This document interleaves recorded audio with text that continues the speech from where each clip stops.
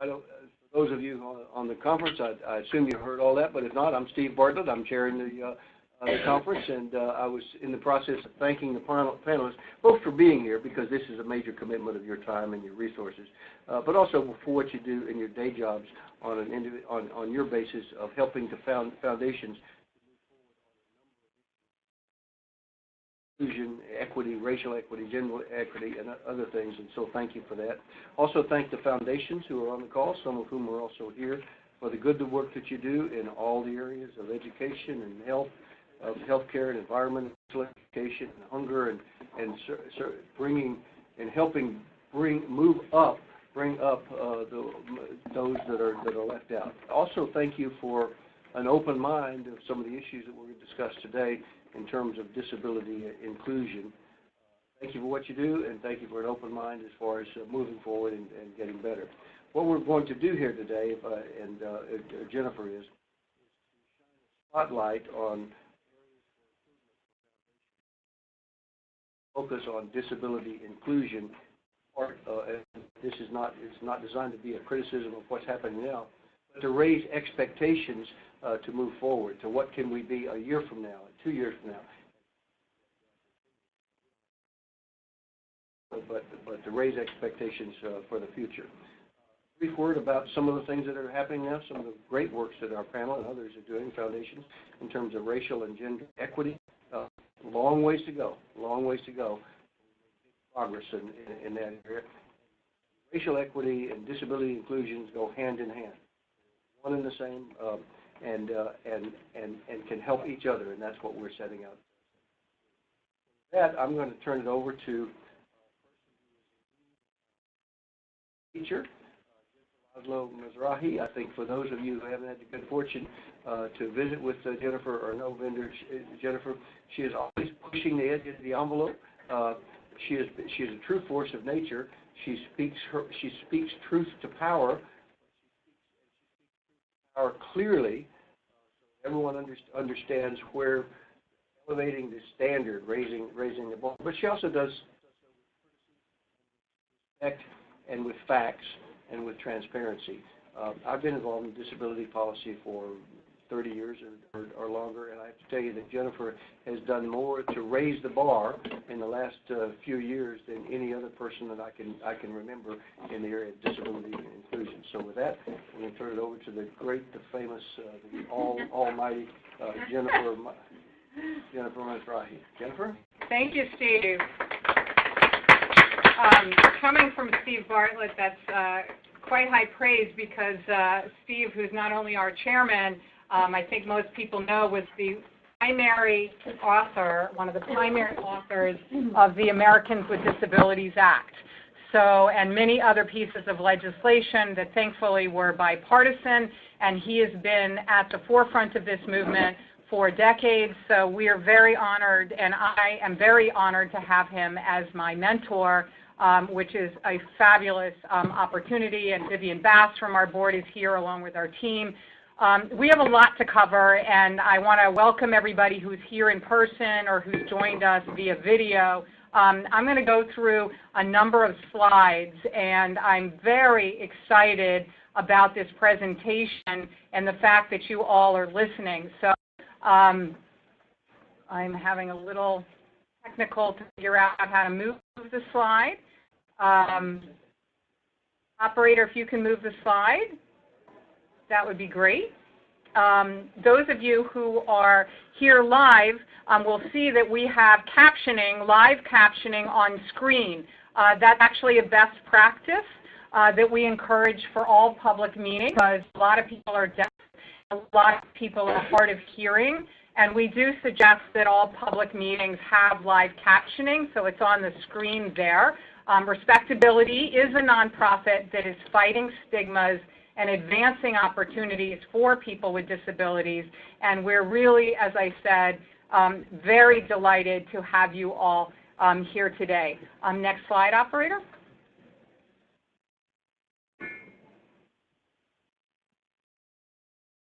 Next slide. Eric, if you can help me so I can advance the slides myself, that would be great. Don't look to me for leadership on this, Jennifer. Yes, I know. I'm technologically challenged. Which button? This one? That's the wrong click button. So 1 in 5 people has a disability, 1 in 5. So the older you get, the more likely you are to have a disability. So by the time you're an adult, 1 in 4 people, according to the CDC, have a disability, 1 in 4 adults. And these numbers are important because when you think about disability, people often aren't thinking about, next slide, please, operator. Left button. Not all disabilities are visible. Some are temporary and some are permanent. I'm sorry, Eric, maybe you can just sit next to me. But disability impacts us all. It can be mental health, it can be chronic pain, it can be a number of different things.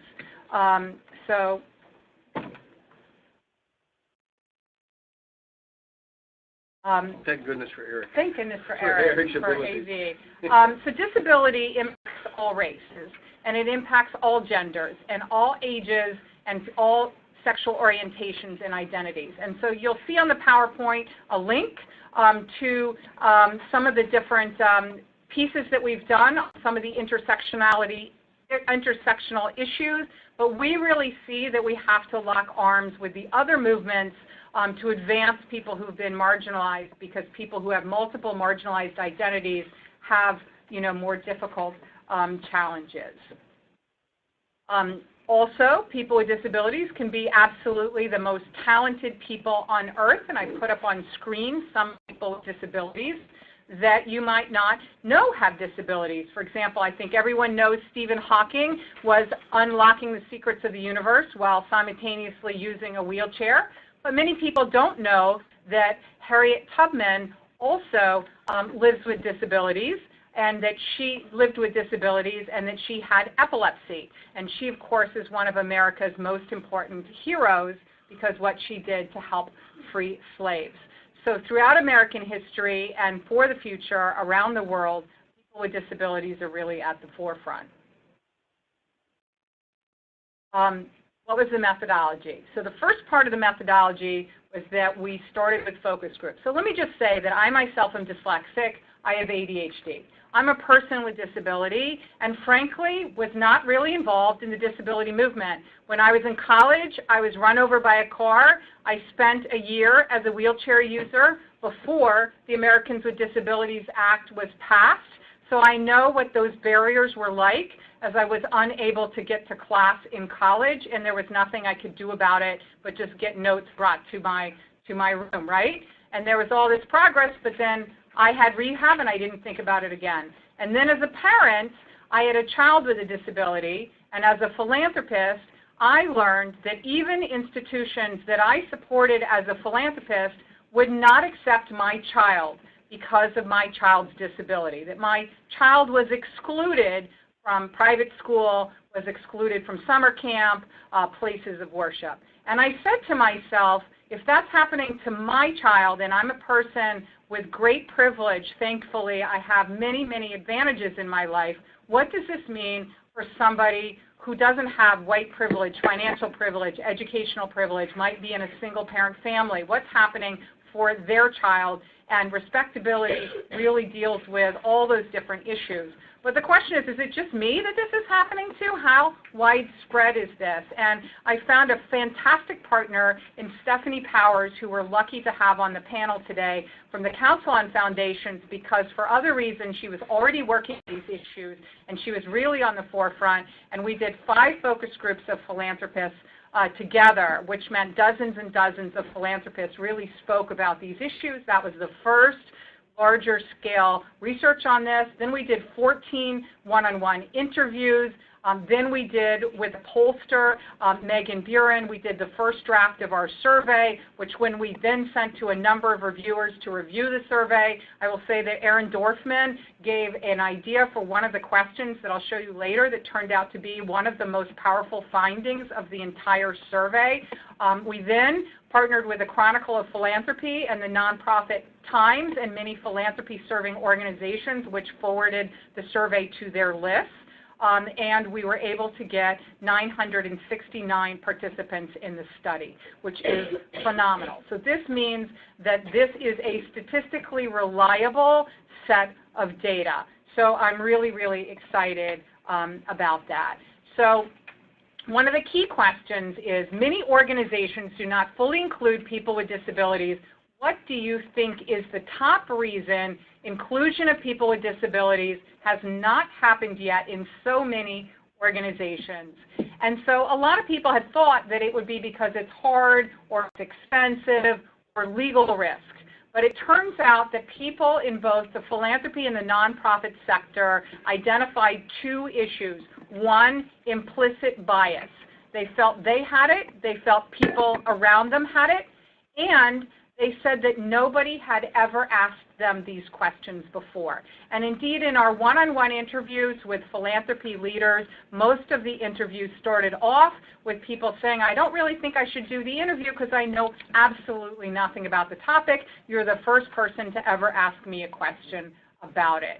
So the lack of awareness, and this was the question that Aaron Dorfman gave to us to answer the questionnaire, that nobody had specifically made it a priority, turned out to be the second highest reason, which is a real lesson to the disability movement that we need to use our power to communicate with the nonprofit and philanthropic sector that we want to see at the table. And I think a lot of philanthropy thinks that when somebody's knocking on their door that they're asking for money. But in many cases, they're not asking for money. They're asking to contribute their time, their ideas, their talent, and they can make that rising tide for all ships.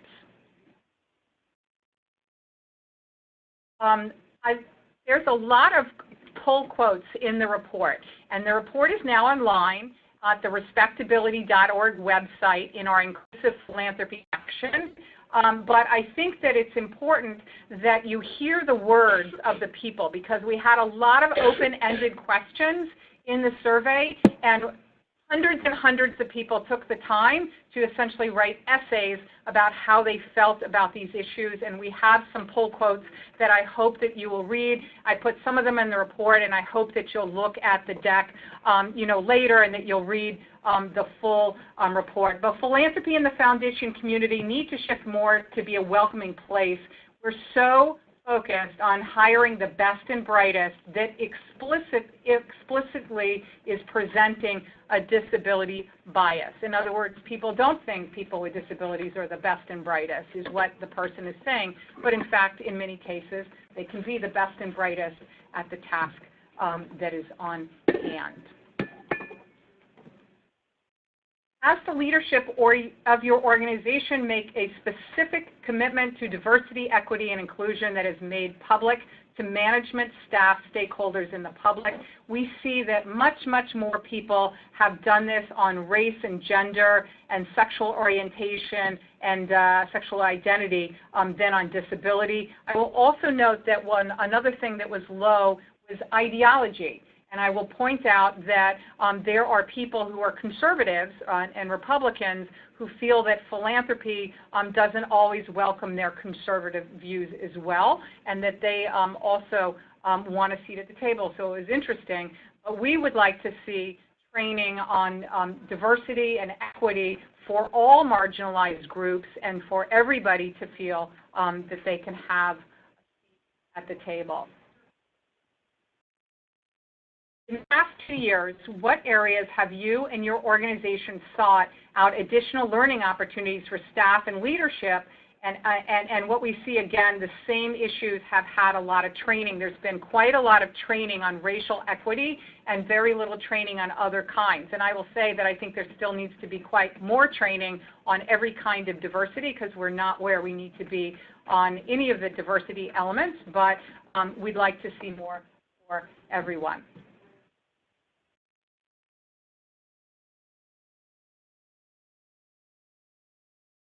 In my large organization, we're committed to equity for race, gender, sexual orientation, and citizenship. Disabilities have never been discussed, at least in the trainings and the presentations that I've attended. And we heard that again and again and again.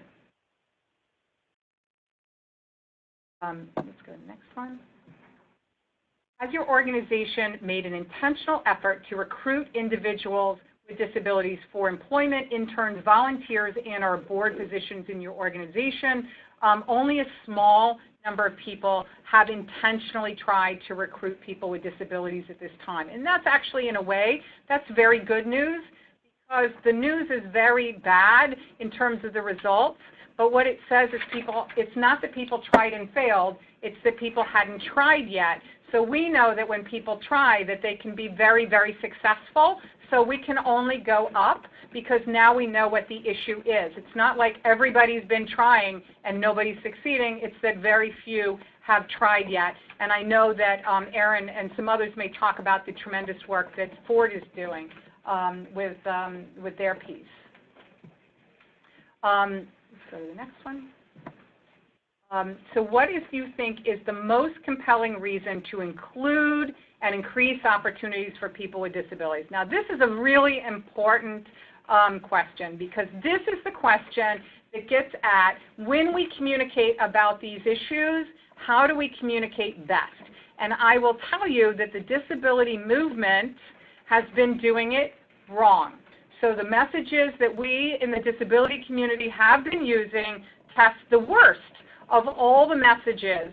So what we found in the focus groups and the one-on-one issues is that essentially there is a crisis fatigue that people in nonprofits and the philanthropic community are feeling. They feel very much that there's a disaster every day, that they're under siege, that no matter how much money they have, it's enough money, not enough time. Everybody is feeling really stressed. In fact, there's a lot of mental health issues in this community because people have to do more self-care. And so the last thing that people want is for people to bring them a new problem and drop it on their doorstep. People have started as a defense mechanism to put up lines of defense. They don't want to hear about new problems. So if you go to them and you say people with disabilities are not getting jobs, they're not getting housing, they're 750,000 people with disabilities are incarcerated. Look how 150,000 people who are blind and 150,000 who are deaf are actually in America's prisons today. What are you doing about them? You would think that people would say, wow, I need to jump up and work on those issues. But in fact, the opposite happens. People say, wow, that's yet another terrible thing that I can't do something about right now, and I feel so guilty about it that I'm going to sort of shut you down and frame you out of the conversation. And so the polling and the focus groups were very clear that positive messaging works and negative messaging backfires. And so I want to be very clear, because we have not tested this on racial justice or gender or LGBTQ issues, but I suspect that this is true in other issues, that people feel so overwhelmed that the positive messaging brings the best return on investment for getting people to care and to want to engage. And so let's just go to the next message. I want to read, organizations are at their best when they welcome, respect, and include people of all backgrounds. That includes people with disabilities. On to no, keep this actually. That was actually the best tested message. Just did really, really well. And problems are best solved by working with people who have experienced them firsthand and know solutions that work, just like issues that impact people of different racial, ethnic, and other backgrounds. People with disabilities should be involved in issues than solving issues that impact them. That was the second best messages. So the positive messages work. Then it was, our nation was founded on the principle that anyone who works hard should be able to get ahead in life. People with disabilities deserve equal opportunity to earn an income, achieve independence, and be included just like anyone else. And then companies, including Microsoft, JP Morgan Chase, Coca-Cola, and others, have seen that talented people with disabilities can bring unique experiences, innovation, and determination to organizations It is time for nonprofits and philanthropy to benefit from what people with disabilities can do. That also tested reasonably well, but what tested absolutely the worst was only 1 in 3 people with a disability has a job. People with disabilities are twice as likely to be poor as people without disabilities. They are disproportionately impacted by issues of school suppression and dropping out, unemployment, homelessness, abuse, incarceration, and other issues.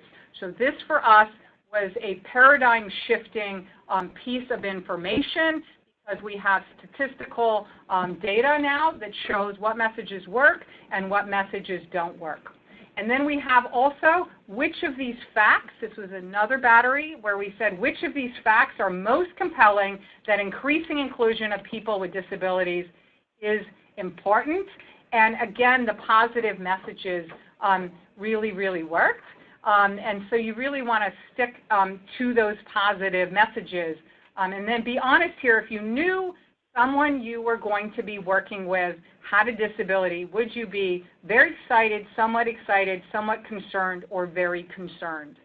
Now you can be both excited and concerned. You can say, hey, I'm really excited, we're bringing on somebody with a disability, but I'm concerned that we will know how to accommodate them properly. But I will note that 2/3 listed concerned and 1/3 said excited. And so clearly people have some anxiety around including people with disabilities. There are several accommodations and accessibility tools that enable people with disabilities to engage in organizations and activities. Which of the following policies of your are the following policies of your organization? Please check all that apply. Okay, this is really, really, really important. And I'm so thrilled that somebody's here from independent sector because you're really on the front line, the nonprofit community, of delivering good. Now, Steve wrote the Americans with Disabilities Act along with others almost 30 years ago. So it's law of the land. But almost 30 years later, 40% of nonprofits and philanthropy are not even attempting to do their events in accessible locations. Not even attempting. Now, sometimes they attempt and they think it's accessible because you can get into the front door and then you can't get into the bathroom or you can't get to the buffet place. But 40% openly say they are not even attempting to use accessible facilities. There is a process where employees, trustees, board members, and volunteers with disabilities can request and get needed accommodations so they can succeed in their roles. Not very many are doing that. You know, when you have an event, it's very important on your event invite to give people a place to request an accommodation. Do they have a food allergy? Do they need a sign language interpreter to participate? Very few nonprofits and philanthropists on their events are providing even a place where somebody can request an accommodation. And this is important because if you need an accommodation and there's not that on the invitation, people get the message that they're not wanted and they don't ask and then they don't participate. So all of these fabulous movements to make the world a better place are missing the incredible talent of the 1 in 4 adults who live with disabilities. Likewise, we see very few are putting captions on videos. Very, very important, and we'll talk more about that, but a tiny, minuscule percent are doing that or making their websites accessible. And so these are all things that we consider very easy lift. These are easy things to accomplish, and we think it'll be really exciting to see what's happening. Now, in terms of including people with disabilities, we find that the majority of nonprofits and philanthropy organizations are serving people with disabilities. The majority are. But very few have people with disabilities on their staff or on their boards. And in fact, only 20% even have one person with a disability on their board. And I will say that the disability community is also complicit in this problem, that there are a lot of disability organizations that were founded by predominantly, frankly, white parents of relative privilege who have a child with a disability, and they're running programs where there's no one with a disability or not enough diversity of racially and otherwise on their boards. So this is not just for non-disability communities to think about. This is also something for disability organizations to be thinking about, because 1 out of every 4 adults has a disability. If you have a board with 20 people on it and there's no one with a disability on your board, what are you saying? So these are important issues. And do you, if you are a granting organization or you're a membership organization, do you ask people to be representative of the people that you serve in any category? So if we can go on, and what we see is that very few, not so many are asking if their boards are representative of the people they serve, but far fewer asking if they're people with disabilities within that. So that's a missed opportunity, next slide, for us to go. So we do want people to intentionally be asking these questions. And I will say that there's been a merger of GuideStar and the Foundation Center, this new group, Charity. I'm very excited about them, and what we're seeing at Charity Navigator. These groups are starting to ask these questions on their evaluation forms, and this is very, very important for transparency, and it's very important. Now then, do you depict people with disabilities in your work, in your pictures?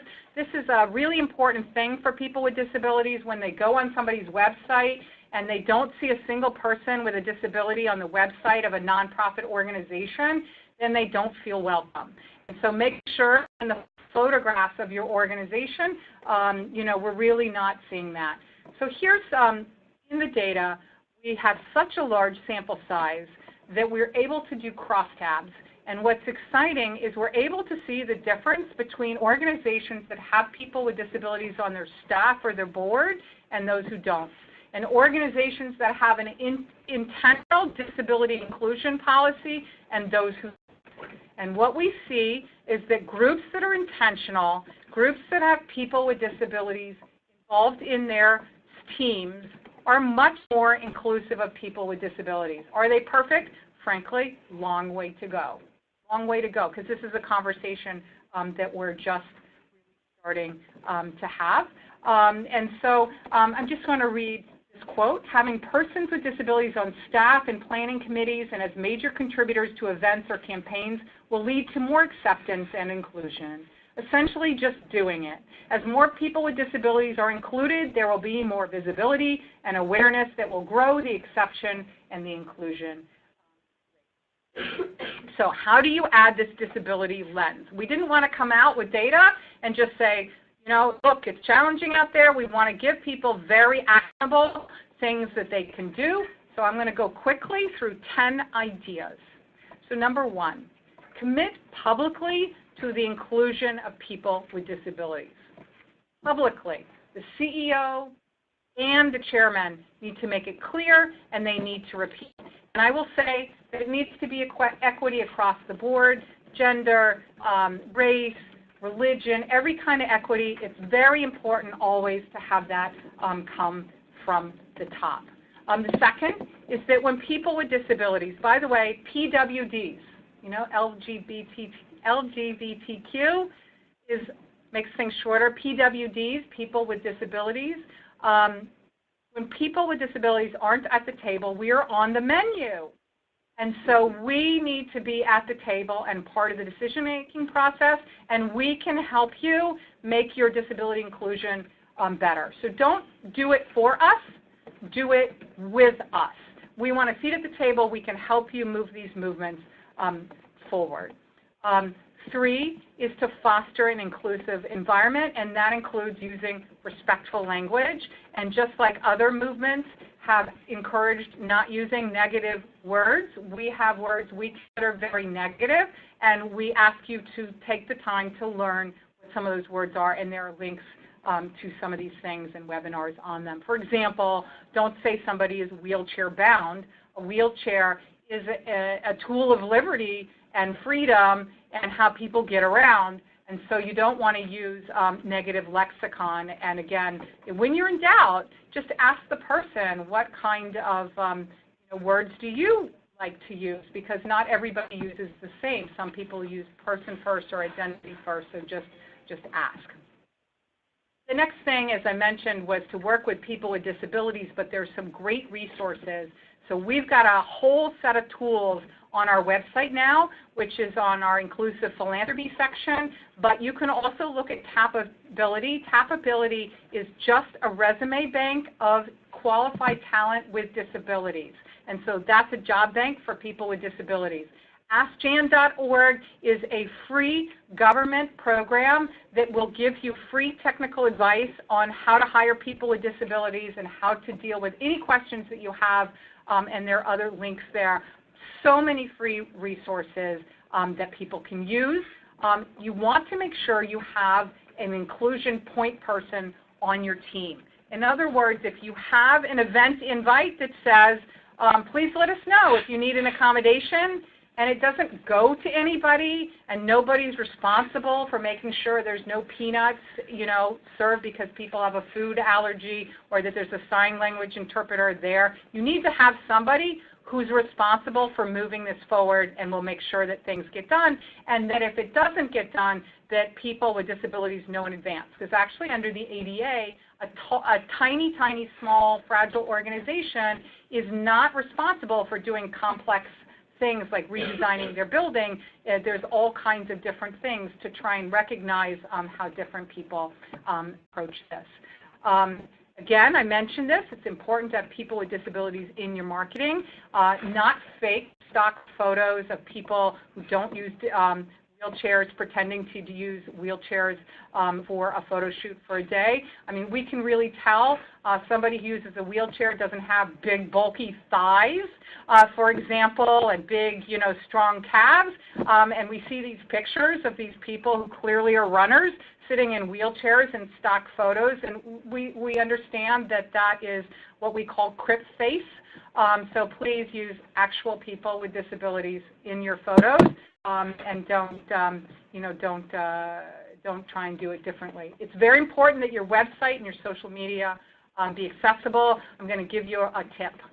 YouTube puts captions on your videos for free instantly. We find only a tiny, minuscule number of nonprofits are doing this. Literally, 37 million Americans require captions to consume video. 37 million Americans. It's free, and it's instant. Take your video, put it on YouTube, instantly there are captions.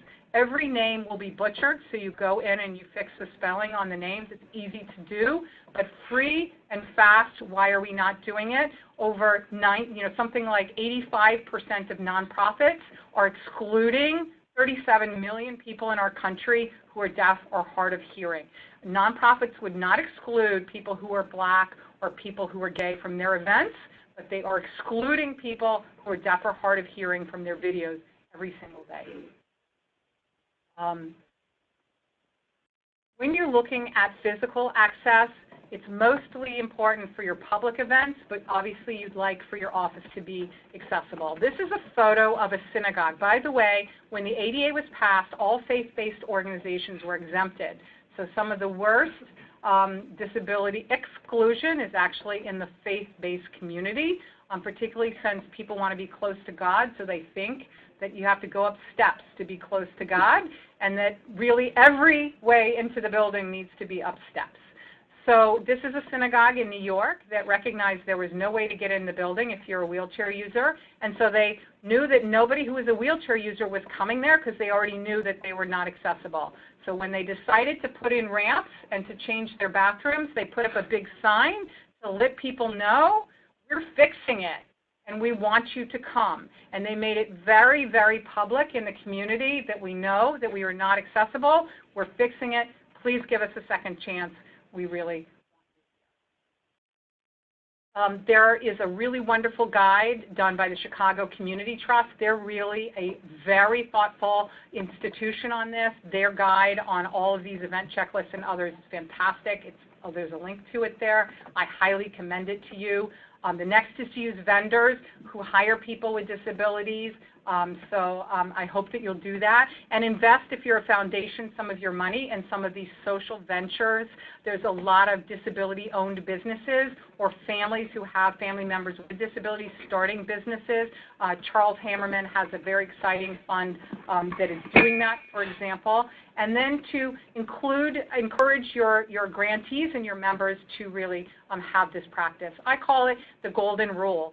He or she or they who have the goal makes the rules. You should make a rule that there should be no prejudice in your name. No event that you are funding should be expanding the exclusion of people with disabilities. I just want to lift up a couple of, sorry, let's go to the next one, on success stories. I think Erin will talk more about this, but the Ford Foundation in 2 years has done a 180 from doing nothing to doing so much, and it's an extraordinary journey, and there's a lot of links to tell that story. It's remarkable, and they're bringing other people with them. The MacArthur Foundation, with their 100 and Change initiative, asked that all the people getting their money, it's over $145 million, that they are sure that they're not excluding people with disabilities from the good that they are doing. Additionally, we've seen tremendous work by the Jewish Federation of North America, and particularly here in Washington, D.C., and also by J.P. Morgan Chase, by making sure every event where their logo is on it is inclusive, that they will not put their brand as a sponsor of an event that does not offer accommodations to people who are coming. So that's a lot of information. I'm sorry that it took me so much time, but I turn it back to our moderator for the wise voices of those at the table. If everyone has been drinking from a fire hose, just take a breath. That is awesome, Jennifer. Thank you. Thank you very much. Extraordinary set of data and information and conclusions to help us focus. Stephanie, I will take a moment to introduce you to say I'm going to start with you so you can be ready. Stephanie Powers, the head of the Council on Foundations, has in fact been at this for, I'm told, for about 5 years and had some tremendous success. And so this is kind of the next step for Stephanie. She's the Vice President for Policy and Stephanie. Vice President for Policy and Partnerships. She manages public philanthropic partnerships in the Council's Foundations Department. She's been a policy voice to the legislative branch of the government, to the executive branch of government, and she's a well-known force of nature herself in Washington, D.C. So, Stephanie, I'm going to start with you to ask you essentially what caused you to get involved in this issue of disability inclusion, and where do we go from here? Well, thank you very much, Steve and Jennifer, for inviting me. So I think that in the spirit of full disclosure, I do need to tell you all that I have a past history. I spent 13 years in kind of the middle part of my career working with and on behalf of people with disabilities, mostly on employment issues and leadership development for parents of children with disabilities. As a little personal aside, the current sitting, I did this in my career when I lived in New Hampshire before I came to Washington in 1993, but the current sitting United States Senator from New Hampshire, Senator Maggie Hassan, many of you who are in the disability community know that she is the parent of a child with disabilities. She was in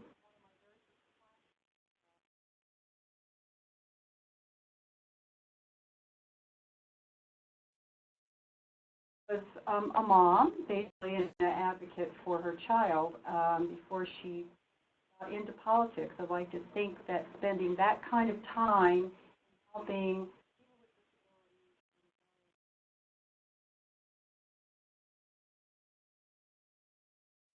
developing their leadership.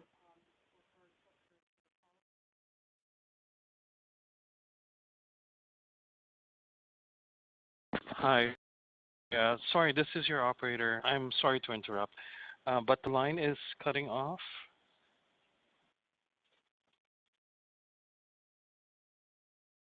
but Yeah. move the phone closer to Is you. it, the phone, the phone. Is it the The phone? phone's the one. Okay.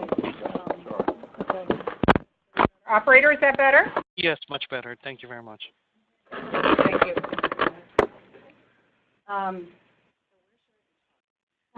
To the microphone. Thank you, operator, for the assistive device.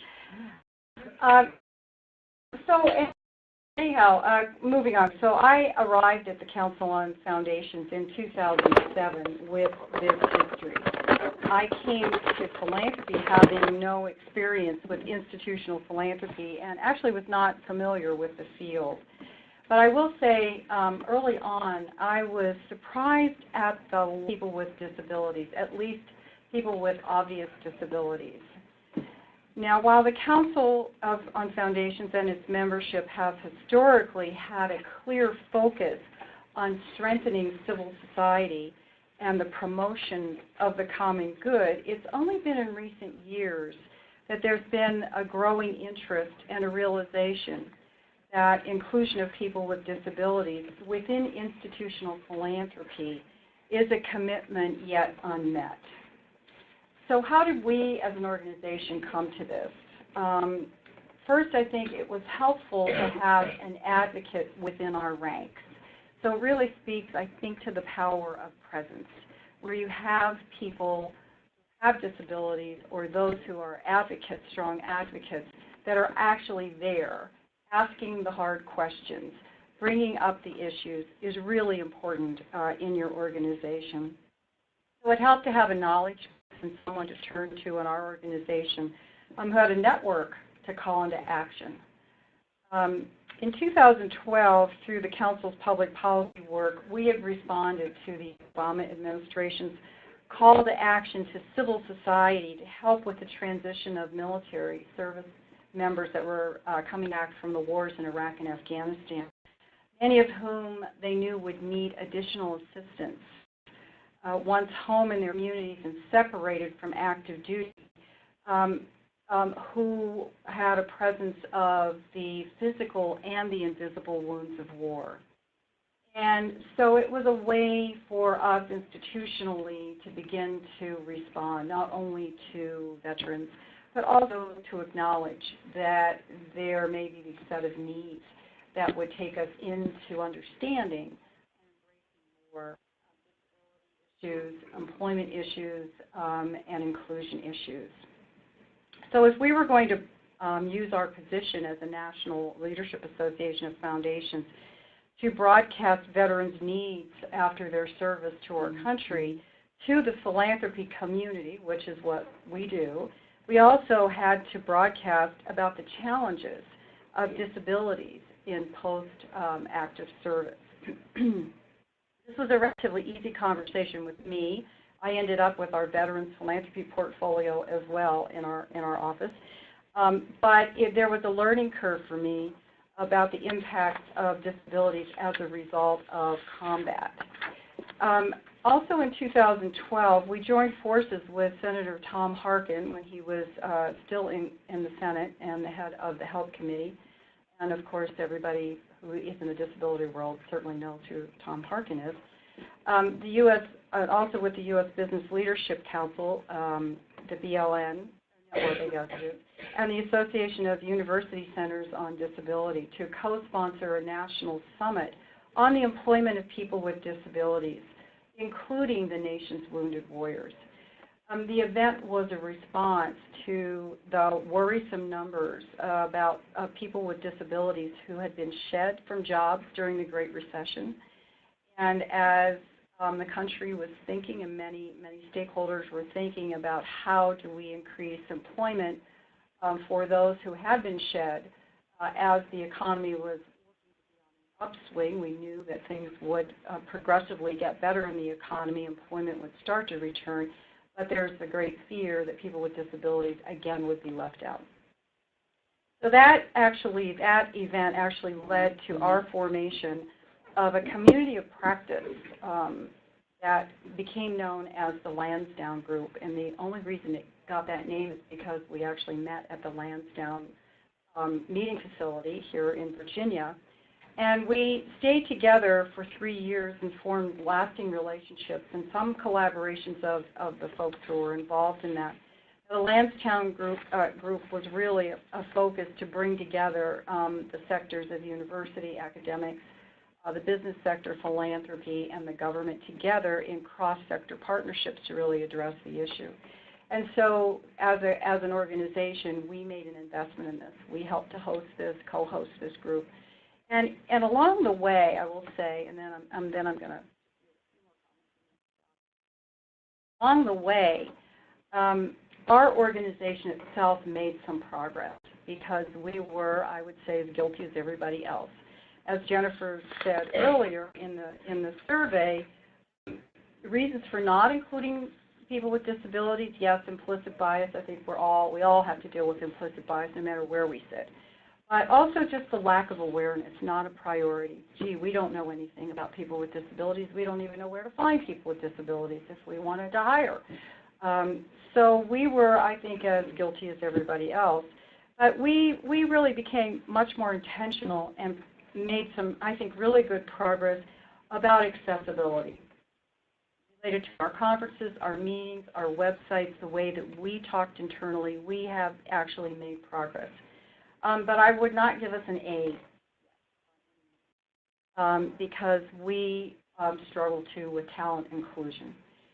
And I think this is something that for us as a national organization, we need to be working much more closely with our members who are foundations, institutional philanthropy, such as Ford Foundation is doing, develop the resources and the capacities within our field actually to really strive to get that A. I think the survey speaks for itself. Try again or try better. We need to try in this arena. And I think as a sector, we can no longer just say, well, we don't do disability. Anybody in the philanthropy sector kind of knows sort of what that means. So I'm going to stop there. I've got other comments that maybe we can continue in conversation. Well, on that provocative and quite true statement, Stephanie, I'm going to turn to Karen Flores, the Equity Center, the Executive Director of Equity in the Center. She has amazing leadership at influencing social sector leaders to shift their mindsets and their practices and their systems to achieve greater race equity. Recently published Awake to Woke Work, Building a Race Equity Culture. Kieran, what lessons can the disability advocates take from your successes and continued success in racial equity? Thank you, Steve, and thank you, Jennifer, for the honor to be here with my fellow panelists. I would say just do it, to build off of where we ended, and this came out in some of the open-ended comments in the survey as well. Like, there is no try, just do. One of my colleagues likes to say there's a pervasive silence around issues of ability, and that needs to be named so that you can begin to actually do something and work toward operationalizing equity. So I'd say that's where my experience is in operationalizing equity. There are a lot of lessons and best practices from our work and from the work of our colleagues. I know Erin's going to talk about power moves that are applicable, because essentially they are organizational practices that can be much more intersectional in their approach than they currently are. So when we talk about Awake to Woke to Work, Building a Race Equity Culture, the paper goes through a whole set of tactics and characteristics that highlight or build a profile of what an organization who is early in its journey on race equity looks like versus one that's more advanced. And those same scaffolding principles of operations and administration and inclusion are applicable to ability. So I'd say, first of all, just do it. Stop talking about it. Begin naming the fact that we are not where we should be in centering people with disabilities inside of organizations and in society more broadly, and then begin to have a conversation about how you can address that. With race equity, we talk about the 4 levels at which racism exists, and it's basically the 4 levels at which all isms operate. So the personal or the internalized level, interpersonal, our interactions with other people. This is where microaggressions and our biases play out with one another in teams, institutional in our organizational policies and processes, and then structural in broader society. So the Americans with Disabilities Act would be an example of a structural tactic to advance equity. Institutionally, much of what Stephanie talked about and what you've talked about around making convenings more inclusive would be an institutional practice, as well as being explicit in recruiting individuals with disabilities to the organization. And we've focused a lot on the institutional practices with Awake to Work, building a race equity culture, and I think there are some that could be adapted for ability. Naming it as a priority, having that priority clearly and compellingly articulated from the CEO to line staff member, having the goals around inclusion of individuals with disabilities as employees at the organization, around the adaptation of institutional policies and practices, whether it's around convenings or benefits or access, setting goals to evaluate and adapt those to be inclusive of individuals with disabilities, and holding the organization and individuals accountable for actually executing on that work.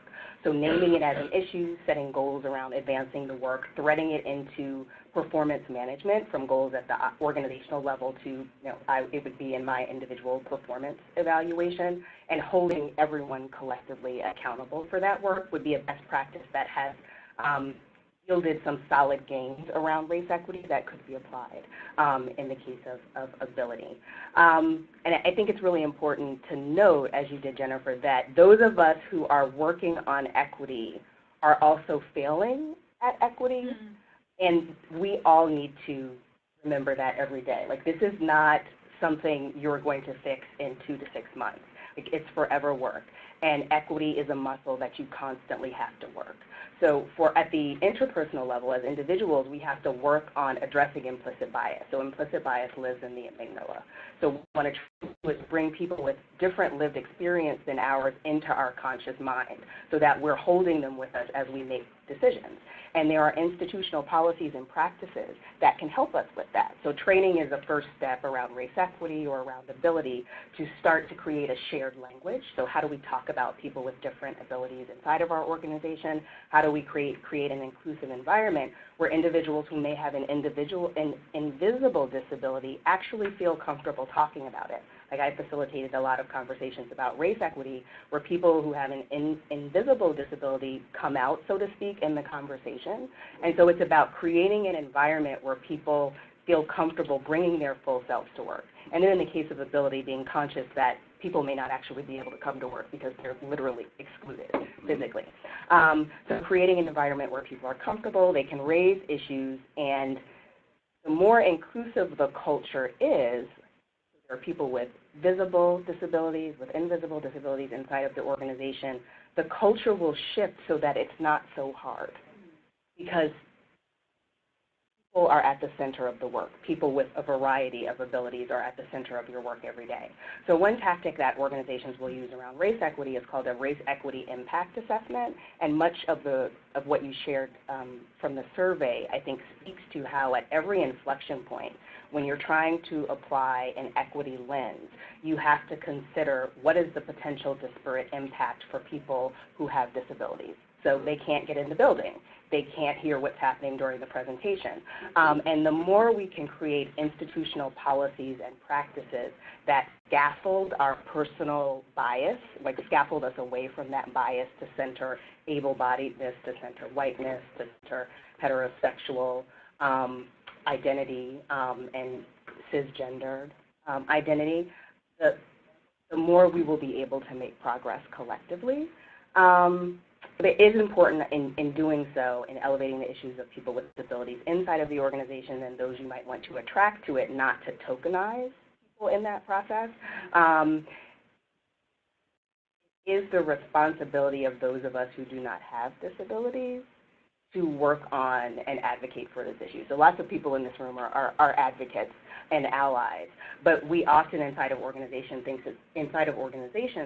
it is the responsibility of individuals with subordinate or non-dominant or marginalized identities to push for change or to give all of the ideas, and that is privilege. It is not the responsibility of individuals who are being excluded to help you include them. And so as you work inside of your organization and have conversations about being inclusive of individuals with disabilities who may be there already, or you may want to attract to the organization, that you don't put the burden upon the community to make the change for themselves, because it's actually our responsibility to do that. And I'll stop there. Wow, what a massive and amazing amount of guidance and data and leadership from one who knows. Now we're going to turn to Aaron Dorfman, the CEO of the National Committee for Philanthropy. And I must say that Aaron, thank you for what you've done.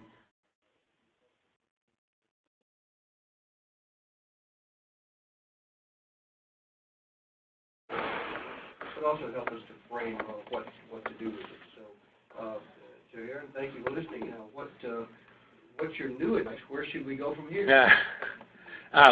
Well, thank you for having me. I have such tremendous respect for Jennifer and the work of Respectability. It's really incredible what you've been able to do in a few short years, influencing the field of philanthropy. And not thank you for making me go after Carrie Suarez, who is far more eloquent on these issues than I am. But let me lift up just a few important points. One is intersectionality, and Kay talked about that a little bit, but I think it's really important that we not pit marginalized communities against each other.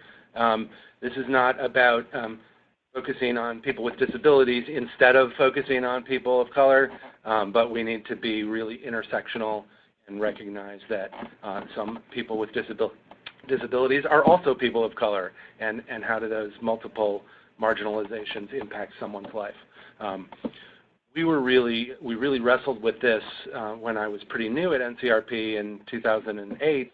And we were developing our criteria for philanthropy at its best. And we wanted to point out how the field was systematically underinvesting in various marginalized groups. And we had data about how much money was benefiting people of color, and we had other data about how much money was benefiting women and girls.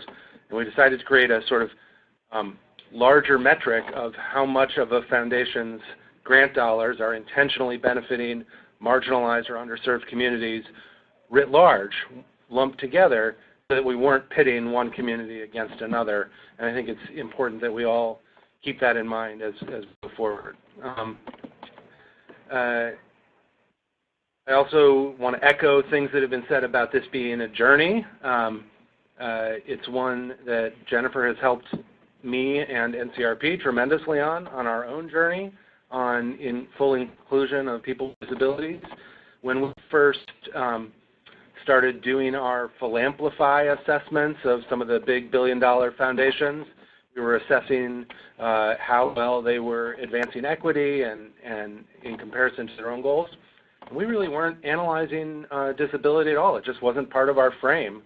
And Jennifer helped me see that. And when we took that project to its next iteration, our Power Moves assessment toolkit that any foundation can use to assess how well their work is advancing equity and justice, we knew we wanted to include a disability focus in that. We took a stab at it, and Jennifer did a review and made it even better before we were able to release it. So it's a journey. We're all, and you know, people shouldn't be worried that, oh, I'm not perfect. Like, just start, as Kay said. Start doing it, ask for help, make your own best effort, and then get better. A couple of things that I think are really important for making progress from here on out. Funders who are committed to full inclusion of people with disabilities need to use the power that they have to make that happen. So this has happened on other issues. I'll give one example. The Gill Foundation, one of the leading funders for LGBT equality in this country, very heavy-handed. If you did not have, this was 10, 12 years ago, when gender identity was just becoming part of the conversation. They put out notice, like, if you don't have gender identity included in your non-discrimination policies, you will never get a grant from us. Like, that made groups move pretty quickly to make sure that they did the right thing. They knew they should have, but there's always 100 things you have to do as a nonprofit. And if the funders insist on it, then folks will do it. So I would say funders who actually care about making progress on this should be clear communicators and use the power that they have to help the sector improve more quickly on this. The other thing I think that is the most important thing is accountability. Someone, respectability and others, needs to be calling folks to account for what they are or are not doing to advance full inclusion for people with disabilities. The way you did with the Ford Foundation, call them out, that here's this leading foundation committed to social justice and equity, and they had zero focus on income for people with disabilities. You called them out, and they were responsive, and they are leading the charge now. They have improved so much in the last 2 years, including this new creation of Darren Walker, their president, is co-chairing the President's Council for Full Inclusion of People with Disabilities, something like that. I'm mangling the name, but a council of 13 large foundation presidents that are going to keep leading on this issue. So that kind of accountability, one funder at a time, is going to be really important to success on this. Analyzing how people are doing, pointing out to them how they're falling short, and holding them accountable for improving. And part of that is helping funders see how full inclusion of people with disabilities is related to the issues that they work on. It's not a separate issue. It's integrated with the issues that they work on. So the Lumina Foundation cares about, they have a big audacious goal of getting more, increasing the college attainment rates in this country. You have to help them see they cannot achieve that goal if they don't do better advancing people with disabilities attaining college completion. You can do that on every single issue that funders care about. Help them see the connection between their work on homelessness and needed to be intentional about including people with disabilities, and their work on every other issue that they care about. And that's, I think, how we can continue to see rapid progress. So thanks very much.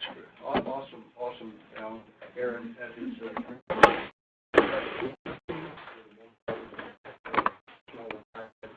And that is, at least it's our approach, my approach, I should say, Jennifer's also, is to truly hold accountable, but do so assuming goodwill. So we assume that the foundations, in fact, have goodwill and want to do well, and then we show them, in some cases, a lot better, but to achieve those incremental changes and achieve them a lot faster than what we've done in the past. So, Jennifer, let me offer you a chance to give a response to the panel of some of the things that you heard just now. Well, first of all, phenomenal comments and partnership, and just the work each of you are doing is so extraordinary. And I also want to say that Carly Hare's airplane has an issue, and so she was landing and coming in, so we hope she'll make it at the tail end here. But if you don't see her, that's why, is that her plane literally hasn't landed yet, but she's on Facebook Live. I think she was going to be when she landed to try and get here, so I hope she'll be here at the end. I think that what you said about we're all failing, all of us who care about equity are failing, was really an important statement. And so I just want to say that I'm on a learning journey on racial justice, and I feel often that I fail. And it's interesting for me because I'm dyslexic and I have ADHD, which means that in my case, I didn't start learning to read until I was 12. I was already 5'10" when I was 12, and the only way that I survived was talking. I'm just going to be very open and saying it. So I talk too much. When I'm in a meeting, I'm listening. I have like hyper listening skills, and I talk. And I've learned that when you're in a room talking about racial justice, it's really more my place as an ally, with white privilege, to try and do more listening. And sometimes it's hard for me because that's not who I am, because of how I developed as a person. You know, that my disability became an ability of being more verbal. And so we learn these things and we adjust these things. And, you know, and I know that I've made mistakes and I've apologized for mistakes, and then I keep trying to do better. But I do feel that the beauty is in the intention of doing better. And I think that the best news of this study was indeed, in a way, that nobody had really tried. And so nobody has failed yet. And I just will say that they will fail. There will be a time when somebody will request an accommodation and they won't get it right the first time maybe. And they might not succeed, but you know what? Someone who has a disability, they have it 24/7, 365. And so it won't be the first person who failed in helping them try and be included and welcomed. And so you shouldn't be afraid that you're going to fail. Just ask the person, like, I really want to make you feel incredibly welcomed, and I want you to know that your ideas are really appreciated and that I'm not quite sure how to do this. And so I might do some reading, because there's all this reading that you can do on the Respectability website with all these tools and videos and webinars and everything. But don't be afraid to start and afraid to not be perfect, because we have to go on this journey. But I do want to add to what Erin said about, like, Lumina and education, that the people most at risk in this country are people with multiple minority status. That, you know, while it didn't test well on a poll to talk about those issues, that only 65% of students with disabilities graduate high school, only 7% of those born with disabilities graduate college. And those that graduate college are almost always white from a two-parent family. And if they're a person of color, in many cases they were adopted by a white two-parent family. And so it's very important, as we look at intersectionality, that we find people of color, whether they're Asian or Latino or African American or some other background, who have disabilities, who can be part of the conversation, because the place where a lot of them are now is incarcerated. That there are 750,000 people with disabilities who are incarcerated, and many are homeless, and many don't have jobs, and those people then can develop addiction or mental health conditions. And so I do think that this importance of locking arms across the movements is exceptionally important for us to do. And so I actually wonder if people can give more ideas, because those of us in the disability community want to lock arms, and I wonder if each of you have more ideas of how we can do a better job on that. Sharon, you're first, because you're first in line. we can get the camera and the microphone to you quicker. I think we can be, as Equity in the Center, more inclusive in our research and in our convenings intentionally to engage allies, so that the discussion itself of race equity and how we operationalize it in organizations is actually inclusive. And that's one way I would say that we're failing, you know, even as we try to operationalize race equity, not being as inclusive as we could and should be of people with disabilities. So I would say things in our advisory committee, Erin's an advisor, so bringing more. Hi, sorry to interrupt. This is your operator again. Line is cutting off again. My apologies. Speak to the phone, not to me. But I appreciated your eye contact. Bringing more advocates and individuals with disabilities into our ongoing dialogue about race equity, and creating that scaffolding that I was talking about for our own practice, so that we're actually doing outreach, just as you might do outreach to us, but that we're shifting our practice and the way that we think about the work to be intentionally more doing great in one regard, but failing in another. So how do we shift our practice? So I think of more of what do I need to do differently. Let's go to you.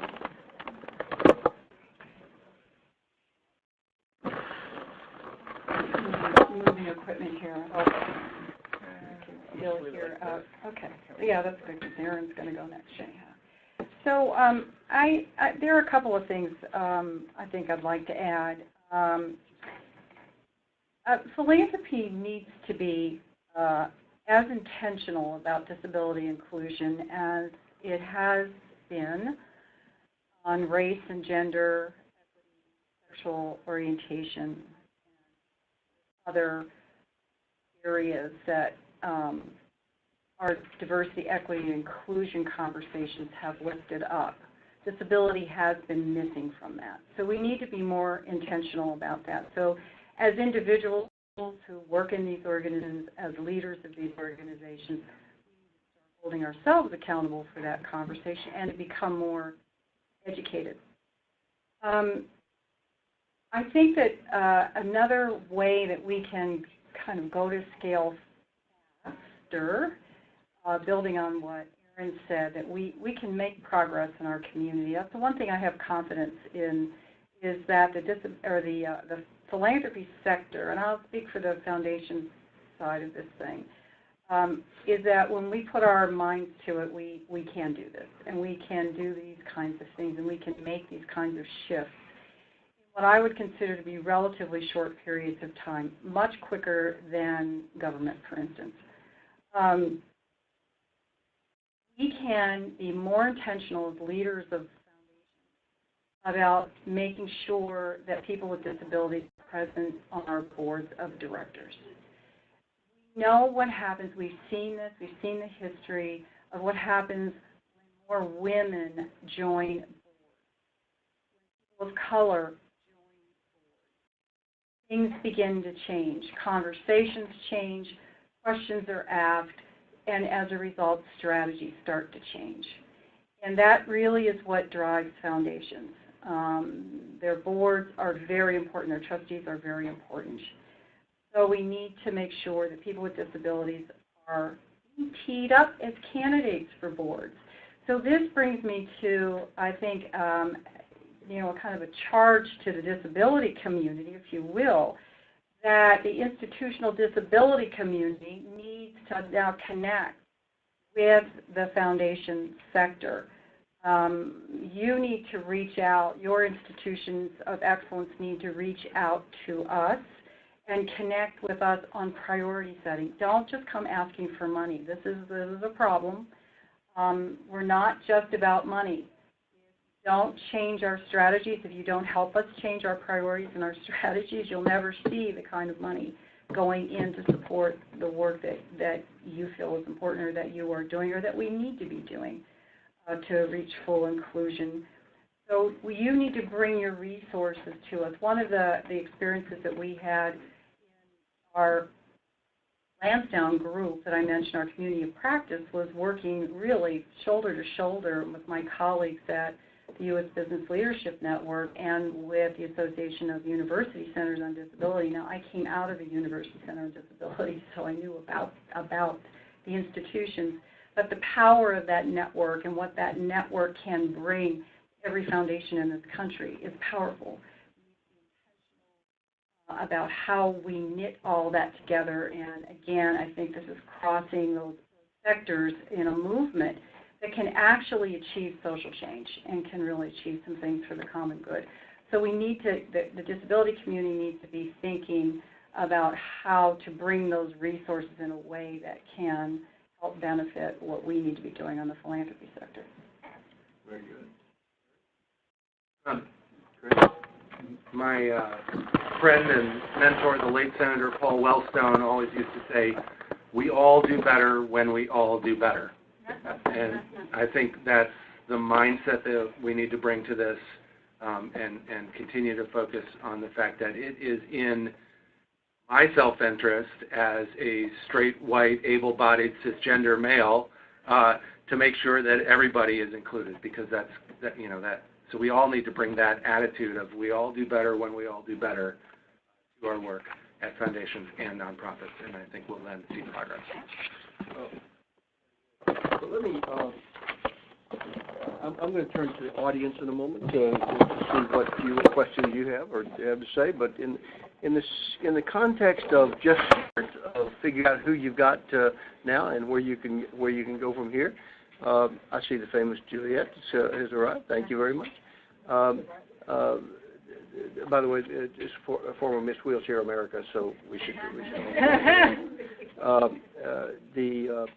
I recall vividly the Just Start moment when I came into Congress at some tender age, and I'd been in Congress for maybe 60 days, and I was presented with a presidential council that had no idea what to do. They came. It came under my jurisdiction of my subcommittee, and they came and they said, we don't have a mission.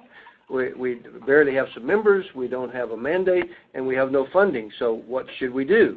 And so we kind of talked it through, and I said, well, what needs to be done, I thought, this would, at the time, I thought it might be small, is to identify areas of the federal government where the federal government is the problem. I'm a conservative Republican, so that came naturally to me. And this was a Reagan appointed council, Ronald Reagan appointed council, and they sort of said, well, gosh, we can do that. I said, but define this. The problem is areas in which the federal government is creating barriers for people with disabilities to keep them from moving up, prevent empowerment. And they went away, and 1 year later, they produced a document they titled Towards Independence. Towards independence, and they identified literally a dozen specific places that the federal government could provide empowerment and inclusion that had not been thought of, much less implemented. Over the course of 10 years, the Congress implemented each one of those, and of course, you might know the end of the story. The last of those was a civil rights law for persons with disabilities, which resulted in the ADA. So from the smallest nugget comes the giant acorn tree. Now we have a long ways to go. The ADA set the table, but it didn't provide the meal or the platform. It doesn't get anyone hired. But it does do a lot. But it sets the table and the foundation to allow us all to move forward. So let me. I promise to give you all. We have some questions from our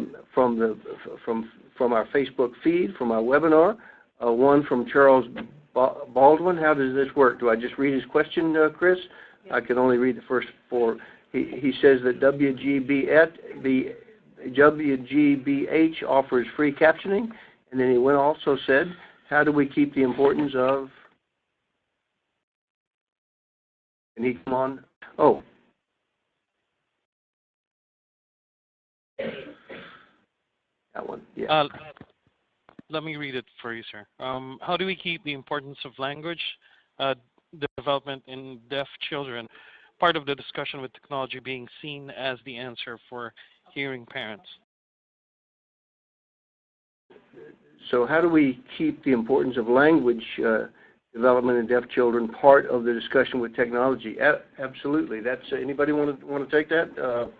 The answer is to be aware of it, and to provide that inclusion in for the philanthropy community, provide that inclusion in all the documents that they have, so people who are hard of hearing or deaf are included. Aaron, do you have a better answer than that, or no? Okay. I will just add that we are pretty much stalking the presidential campaigns to ask them to be accessible to people with disabilities in their campaign events and their materials. And for example, the announcement videos for a lot of the candidates this cycle for the first time actually have captions, and some of them have people with disabilities in their announcement videos. But Mayor Pete yesterday did one better, and he actually put out something in sign language where he himself is speaking in sign language yesterday. First time ever in American history that a presidential candidate has communicated personally an extended message beyond I love you, which Hillary Clinton did in the last cycle, but an actual message in sign language, which brought up Twitter storm for deaf people all across the world yesterday. I do hear you that being deaf is not just about getting words. It's actually a different language.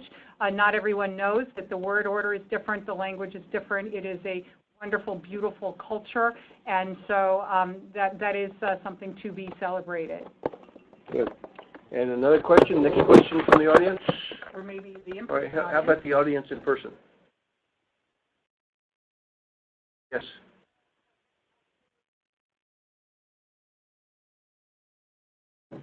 We're going to bring you a microphone. They're bringing you a microphone. Okay. One of the data points that and positive messaging being something that, how do we message data as well as marginalized that are intersectional way to be able to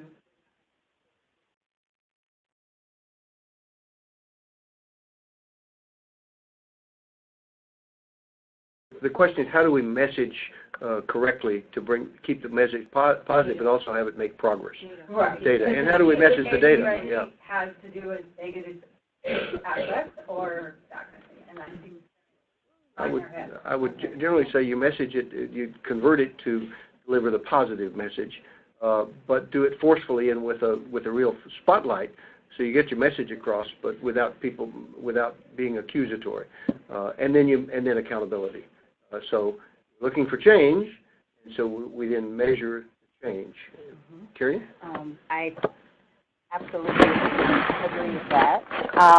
We've had some success in using data from the Building Movement Project Race to Lead study, which is quite similar to how the data in your report is outlined, like just the facts. This is the percentage of individuals with disabilities in the population. This is who's working. This is who's employed here.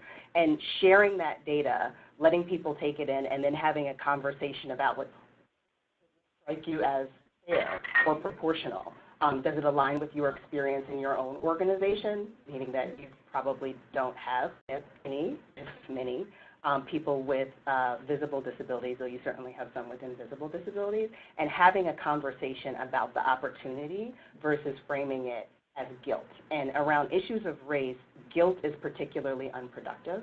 And I would think in any conversation about equity and inclusion, calling the party a racist is absolutely not the way to have a productive conversation about race. So I would say in terms of ability and disability that the framing should be positive and allow the person to be in the conversation, develop an understanding of the facts, like where we are and how far we have to go, and give them an understanding of their role in making progress. Yeah, I was going to also add that I think we want to be careful that we don't think that the data aren't important.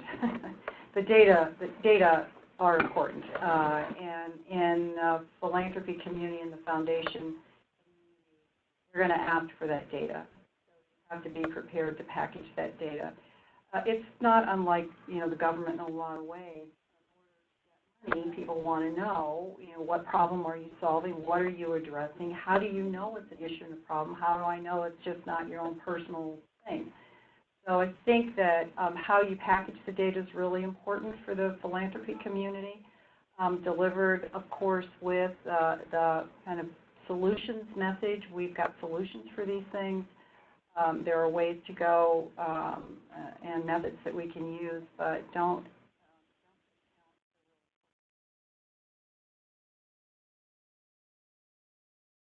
Yeah, this is a contribution.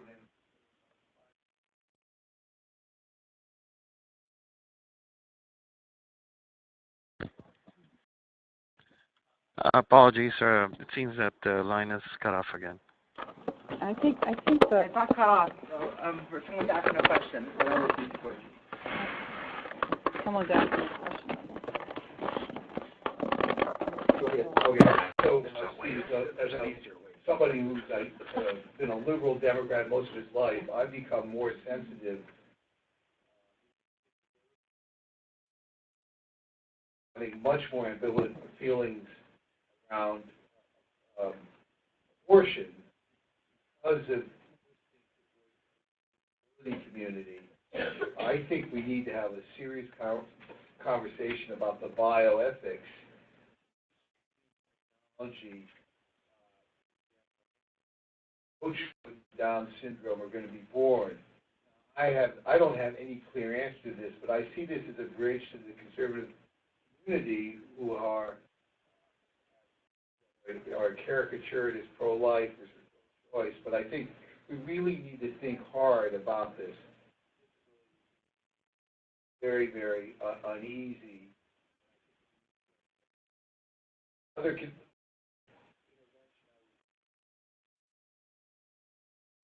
conservatives on board is real flaws in the way in which the Social Security disability law is being implemented. I knew a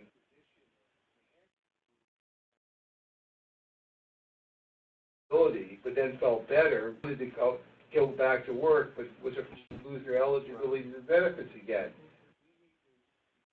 We need to reform this system so that people would, if we want people with disabilities in the workforce, we needed to go off and on disability and not make it such an onerous. Thank you. You touched on, first of all, overall, I believe that conservative and liberal don't really apply in the disability inclusion. Inclusion, I need to be on the. It's about inclusion, and I find people who have generally a conservative philosophy all the time that believe in inclusion, moving forward, and empowering people with disabilities. And I find people in the liberal camp also, and then also, without being negative, I also find exactly the reverse. So I think it's about facing up to the issues and being aspirational to moving forward. And I've done this essentially all my life, and I've never found the conservative liberal line. On SSI and SSDI, you've identified one of the really most difficult and still unachieved goals, and that is how do you because I write along with Bob Dole, I wrote 2 pieces of legislation to bring people from Medicaid, to allow people with Medicaid to get a job and keep their Medicaid, and the same with be reinstated under SSDI.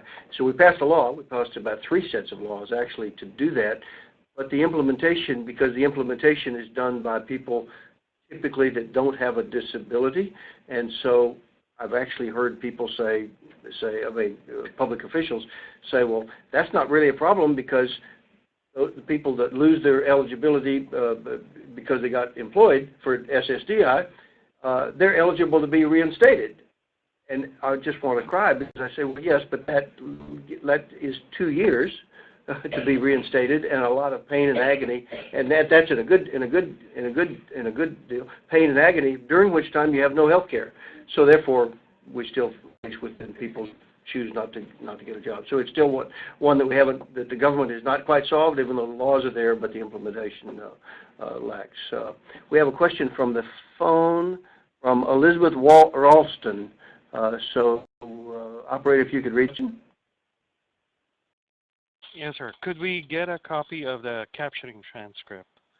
Yes, so let me answer that. So we will have a copy of the transcript that we'll put on our website along with this whole webinar. We'll first clean it up for any corrections that we're going to make. We, as a practice, as an organization, we always use captioning, and we always put the transcripts up afterwards for people, and it makes it searchable for people who don't want to listen to a whole thing anyway.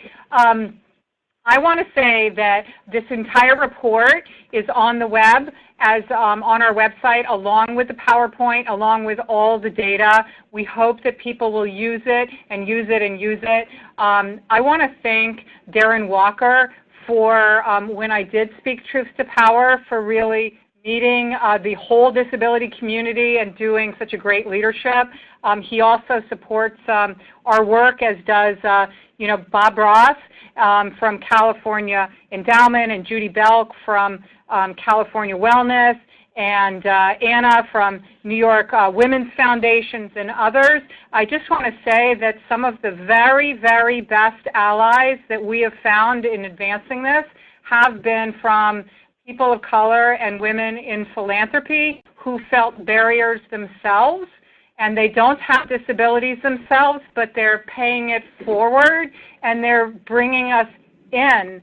And they have really been at the forefront, but there's so many people who help make this report possible, including Henry here from Exclusion and others. 969 people participated in the study. That's a lot of people, 969 people. And we made a a 1 minute and 20-second video that we want to share that sort of sums up what comes out of the study. And so maybe Eric can show that. It's 1 minute and 20 seconds that I think tells the story that we hope that people will be telling. And I just want to say, these panelists, you are superstars in what you're doing. I'm completely blown away. Can't wait to work more on this. And having Steve as my mentor on all of this for the whole disability community is just amazing. But here is our short ad. Can we make sure we have sound? Thank you, Aaron, Stephanie, and Carrie. Okay, let's put the 1 minute and 22 seconds. Like being a minority. Organizations are at their best when they welcome, respect, and include people of all backgrounds, including people with disabilities. I am a rolling empire.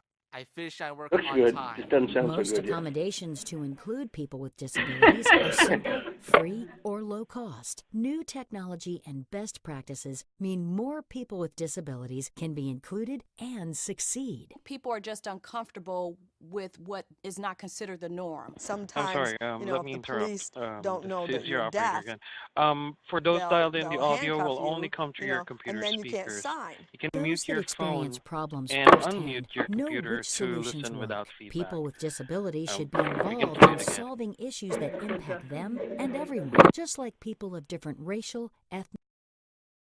We're muted here.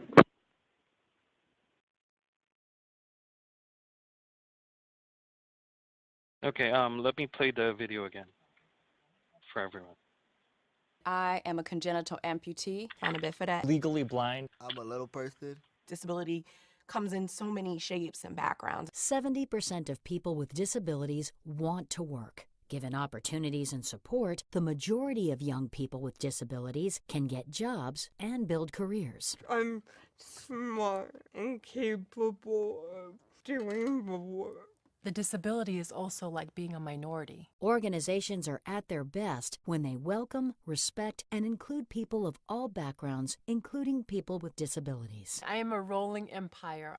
I fish, I work on time. Most accommodations to include people with disabilities are simple, free, or low cost. New technology and best practices mean more people with disabilities can be included and succeed. People are just uncomfortable with what is not considered the norm. Sometimes, you know, if the police don't know that you're deaf, they'll handcuff you, you know, and then you can't sign. Those that experience problems firsthand know which solutions work. People with disabilities should be involved in solving issues that impact them and everyone, just like people of different racial, ethnic, or other backgrounds. Disability is always left out of the conversation. Disability needs to be front and center. Respectability. Respectability.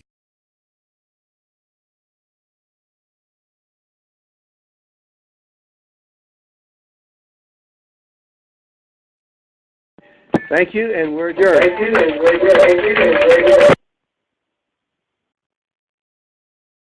Thank you.